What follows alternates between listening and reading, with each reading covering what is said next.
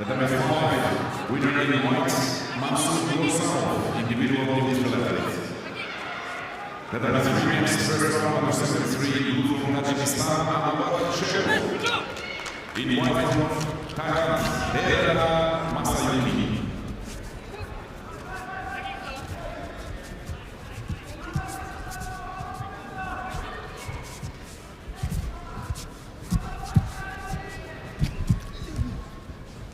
The number 5 in this contest, Mehmet Nakikino. In blue from Mongolia, Sevenullah Dagatovic. In white is representing Germany, Eduard Trippel.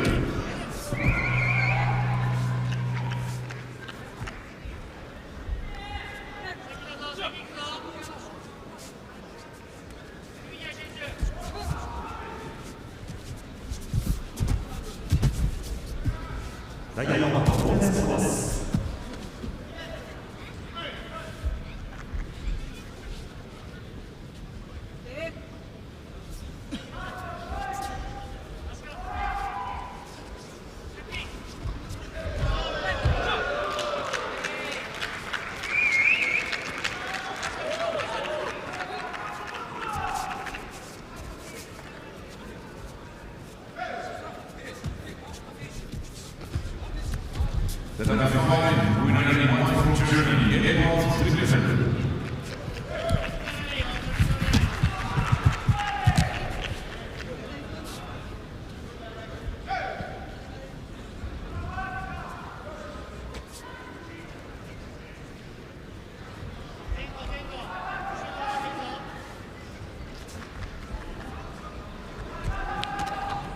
The number 3, winner in blue from Tajikistan, Ahmad Sheikh.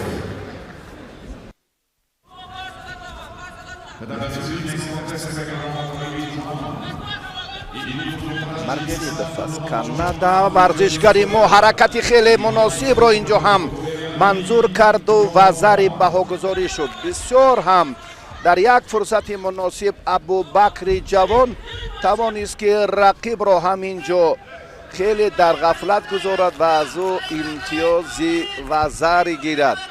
احسن و آفرین به ورزشگری تاجیکستان که حالا با خلعت کبود نیروسنجی دارد.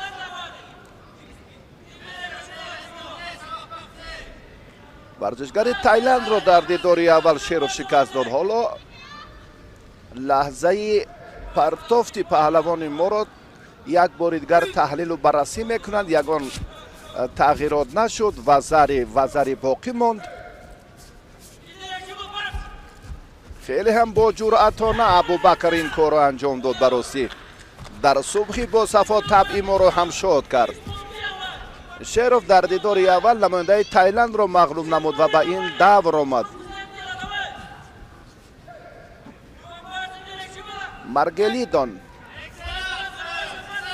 پهلوانی کانادا ارتور نام دارد و 30 ساله است.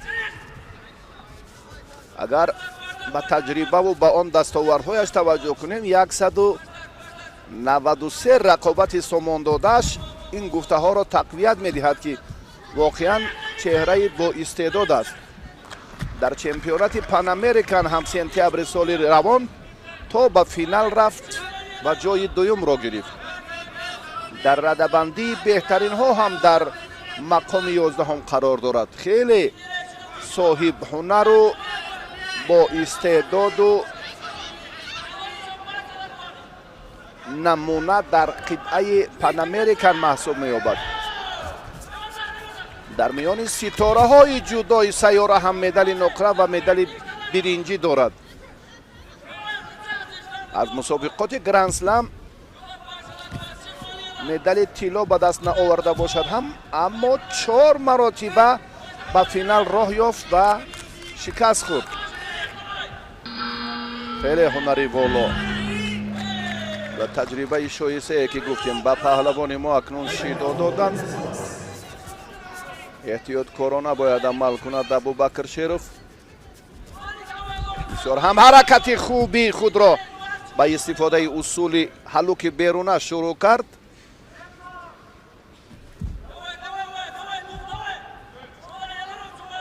بله ادامه تلاش شیروف اینجا هم بسیار ماهرانه باید باشد. باز هم به طور کسبی که تهدیدش میکند یک مشکلاتی که شما در اکران میبینید.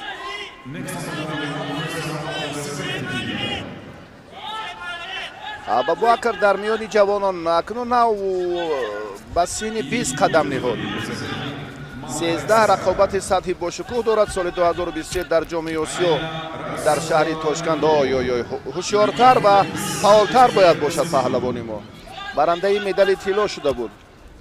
در اکتبر هم در جام آسیا سال پار تا فینال رفت، جای دوم را گرفت. امسال هم 18 نوامبر در چمپیونات جوانان آسیا که در تاشکند شد تا به فینال راه یافت ورزشگری ما، اما جای دوم را گرفت.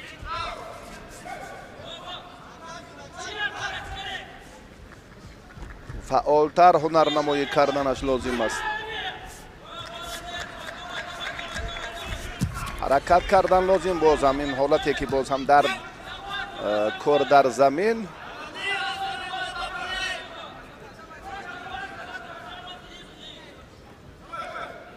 کمربندش رو درست کرد. باز هم جریان مبارزه پهلوانان رو میبینیم. با پیش حرکت کردن در کار کمربند رو داشته، بعدا هم سمت مبارزه رو رکنون. اما همین ترتیبی که رقیبش اندک باز هم عقیب نشینی کرد از فشار آوری پهلوانی تاجیک هنگامی داشتن از قسمت بالایی کمربند رو که قپید. الکی رقیبش پهلوان کانادا احساس کردی کارش چندان مناسب نیست. اوی اوی اوی اوی اوی و زری را از دست داد.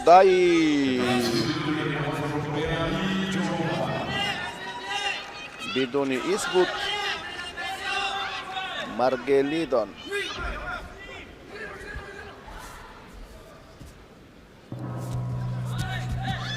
حفظ کردن نتوانست آن امتیازی که داشت. کار در این سمت برای ابوبکر شیروف مشکل تر شد. تا دقیقه آخرین امتیازی به دست آوردهش کافی بود. فرصت مناسب. اکنون ابوبکر جوان زیر چنگال پهلوان 30 ساله کانادا قرار میگیرد. آی دستفشاری از این حالت رهایا با پهلوان کانادا هم رجوع میکند. دیگر باره به این سمت 17 ثانیه کار باز هم در عملهای پرتری رو میبینیم که جریان میگیرد. مرگلیدون بله خوب عمل رو اجرا نکرد. خوشبختانه وقتی اساسی همینجا به انجام رسید. مشاهده رقابت پهلوانان در مرحله ایلاوگی خواهیم شد. برای امتیاز طلایی اکنون پهلوانان مبارزه خواهند بود.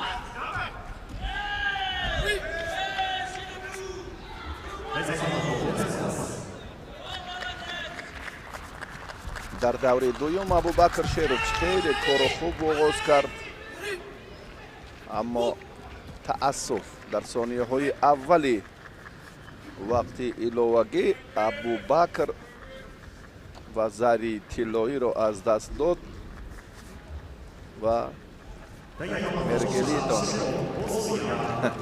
احساس کرد که این چهره آینده دار است. با گوش پهلوان ما چیزی گفت. ناراحت نبود که چگونه ورزشگری تاجیکستان رقیب رو در همین ثانیه های اول پرتافتی انجام داد که وزری بها گذاری شد و بعدا هم پهلوان ما رو اندک فشارش رو در مقابل مرگلیدان چون دیدیم که معتدل